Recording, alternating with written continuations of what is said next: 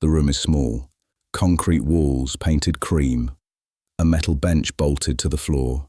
A drain in the center, slightly off level, as if the building never quite settled into what it was meant to be. It is just past 2 in the morning. Inside, a man is unwell. He has been for hours. He called out earlier. Someone came to the door, looked in through the observation panel, and left.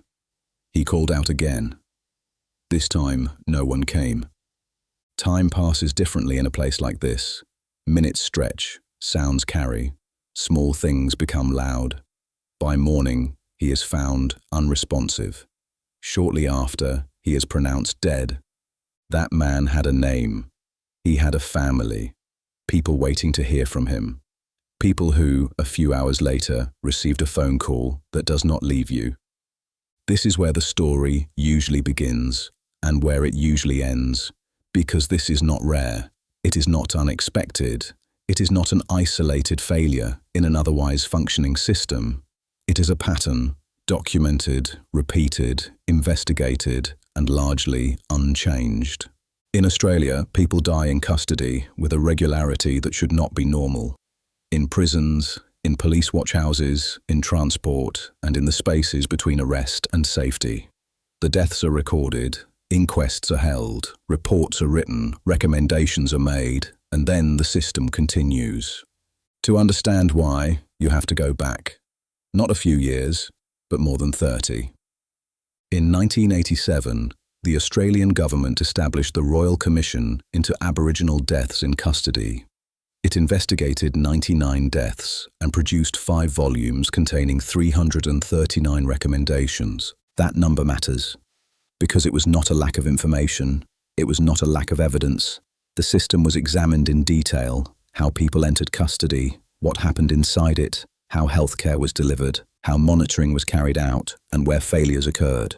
What the Commission found was not, in most cases, deliberate violence. It found something more difficult to confront: a system that fails in consistent, predictable ways. Failure to provide medical care, failure to monitor, failure to respond, failure to treat people as lives that mattered in real time.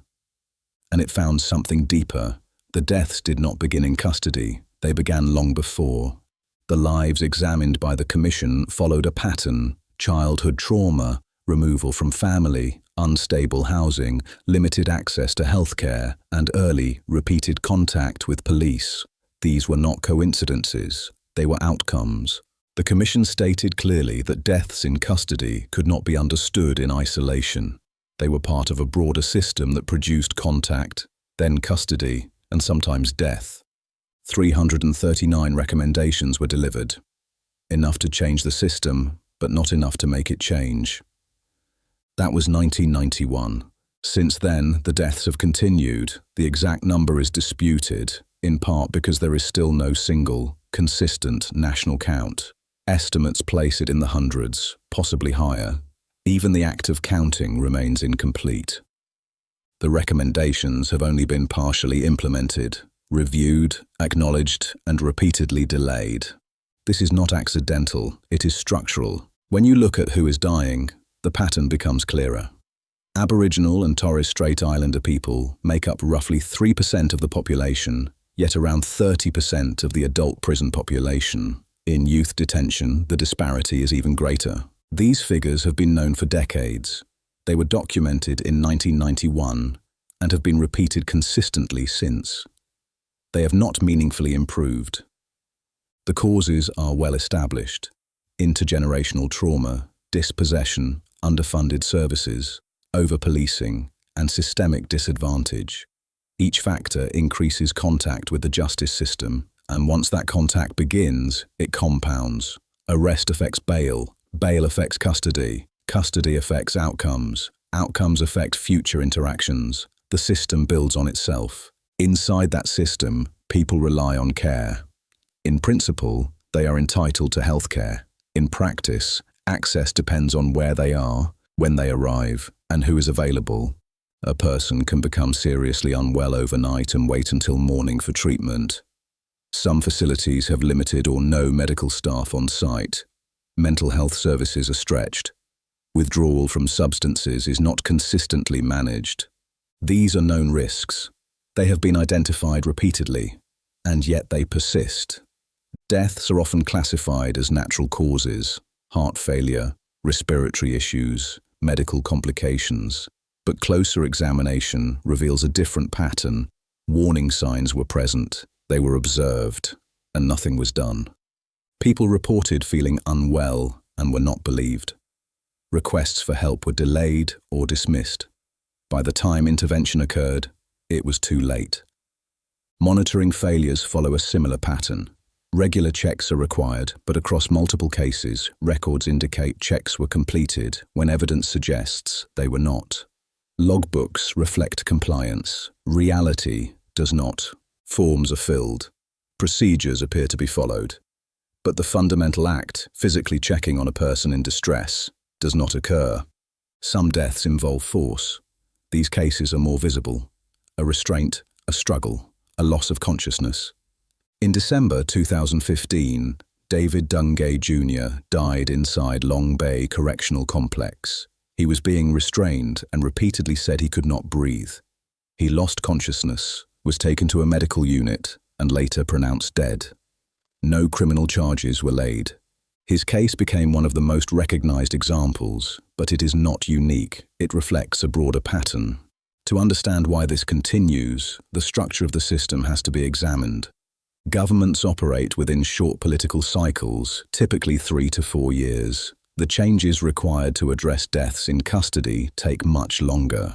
There is limited political incentive to invest in solutions that will not produce visible results within a single term. Large institutions, including police, corrections, and health services, are not designed for rapid change. Recommendations move through layers of internal process, often slowed by competing priorities, resource constraints, and institutional resistance, whether deliberate or not. Many necessary reforms require coordination across multiple agencies, including health, justice, housing, and child welfare systems. This coordination is complex and rarely sustained long enough to produce structural change. The most critical issue is the accountability gap. When a death occurs, investigations are conducted, inquests are held, findings are delivered, recommendations are made. But there is no national body with the authority to enforce implementation, no mechanism that compels agencies to act, no consistent system for verifying whether changes have occurred. The system investigates itself, responds to itself, and determines internally whether reform takes place. This is not accountability, it is process without consequence, and without consequence the same failures repeat. Families experience this directly.